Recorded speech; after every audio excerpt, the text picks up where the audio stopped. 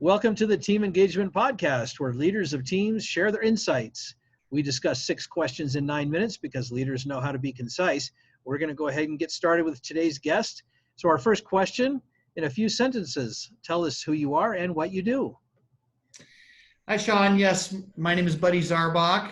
I run an equipment leasing company, and we fund transactions for our customers from $100,000 to about $100 million.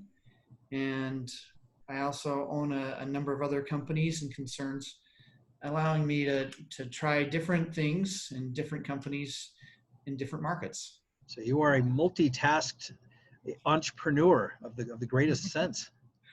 Well, I wish. But we try our best at everything we do. So. Well, that sounds great. Well, second question, what's the best thing about working with a team? What I love about working with a team is when you have the right people on the bus. There's a book called Good to Great by Jim Collins.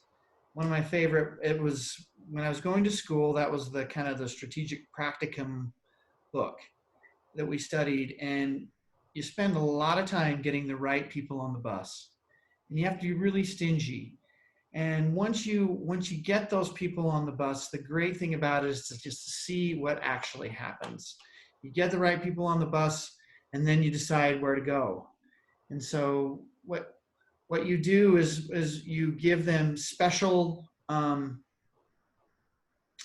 responsibilities. I tell my people I hire their minds, not their time. And when they give me an idea, I almost always do it. And I respect what they do. I don't take their idea and make it mine. I take their idea and I keep it theirs. The reason behind that is if I continue to do that and I help foster that, you feed the wolf. You feed whatever wolf you feed is the wolf that grows. And if you do that to your team members and you treat them together as peers, not as a boss and a subordinate, you don't do that, you get a lot more out of your team members, and you get some fantastic ideas that you would never even think of by yourself. And so if you treat them and you say things like, if I'm the smartest guy in the world, if I'm the smartest guy in the room, I'm in the wrong room.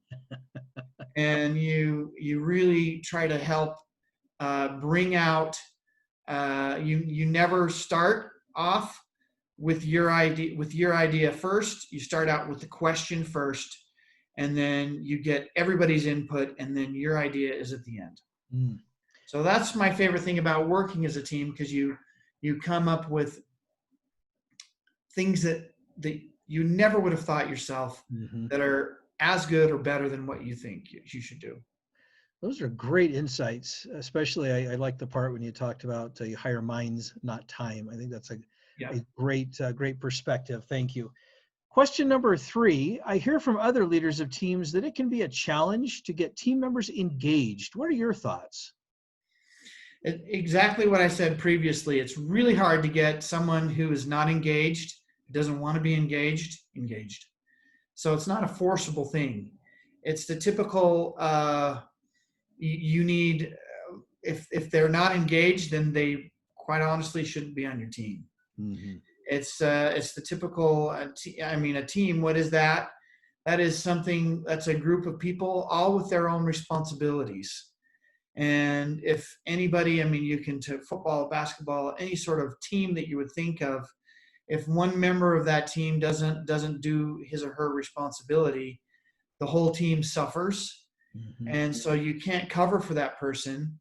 Obviously, mistakes can easily be made, and that's not what I'm talking about. I'm talking about making sure that you give them responsibilities, hold them accountable to their responsibilities. And not only should you hold them accountable, but you need to ask those questions and follow up with them, find creative ways to engage their minds. Those are great comments about accountability and how to pull that in to the engagement discussion. That's fantastic. Thank you. Well, question number 4, what other piece of advice would you offer to leaders of teams? I think it's really important to, especially nowadays, it's not, we are turning into economies of our hiring pools, and the quality of people that we have are getting better and better. And uh, we need to find a way to adjust our expectations to the skills of each team member. And if you do your best to adjust your expectations to what they're good at, not necessarily focusing on what they're bad at and what they need to improve on, you need to focus on what they're good at and how, what you hired them for. You hired them for something that they're good at, not something that they're bad at. If you've got somebody who's poor in operations like me, I'm a terrible operations person. I surround myself with operations people, and I let them handle it however they want to handle it. And I don't, my dad always said, he goes, you don't give someone the responsibility and then pull the rug out from underneath them. Can't do that, because you do that once, you do that twice, then they're emasculated and they really don't have, they don't have any support there. And so they can't be effective. Very wise counsel, because it is such an easy thing it's an easy trap to fall into if we're not careful that we suddenly find ourselves giving the assignment and delegating it out, but then retaining ownership of it when we've got to let that go. So thank you for emphasizing that. That's a fantastic comment. Well, 5th question, what other successful team leaders, such as yourself, would you like to recognize that have had a positive influence in your life?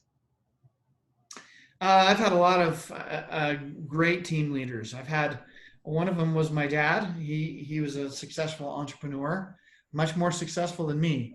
And what he would do is, what he made sure that he was very fair to his employees.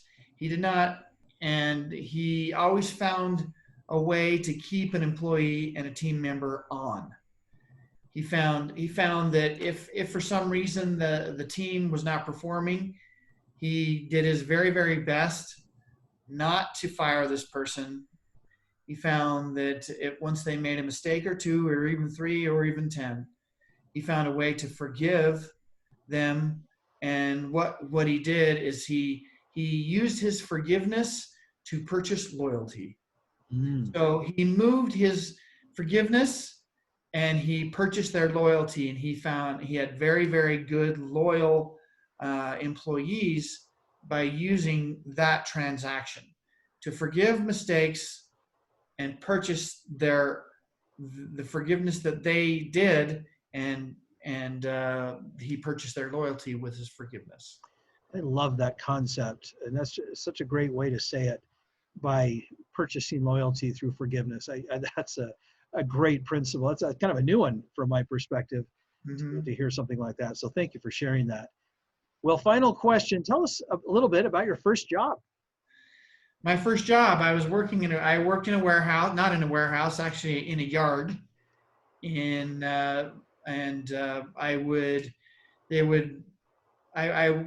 Sorry, I'm getting a little PTSD on this. We would get crates of cast iron metal fittings, and they were called followers. They were rings that were this big all the way to very, very big. And I had to sweep the area where these follower rings were supposed to be. I had to sweep the whole area and stack them. Oh, wow. And it was during the summer time, and they would sell followers for every single piece of pipe and fitting and that kind of a thing. And so we went through thousands and thousands of followers, and there was crates and crates of followers that I had to stack and sort. And they were extremely heavy. It was outside all day, and it was a tough deal. Well, it sounds like it. My goodness. Yeah, it was no fun. Hats off to you for enduring that. So thank you. Oh, no hats. I had to keep my hat on so I didn't get too sunburned. So. Smart. Well, buddy, thank you so much for being on our podcast today. How can people find you? My company is Commercial Funding Partners. Our website is com-funding.com, com-funding.com. My email address is bzarbock@com-funding.com, and it's bzarbock @com-funding.com. And there you go. That's me. That's great. Thank you again. This is Sean Richards with the Team Engagement Podcast, where leaders of teams share their insights. For more ideas, you can find us on LinkedIn by searching Blue Sky Business Consulting. Thanks for joining us today. Have a great day. Thanks, Sean.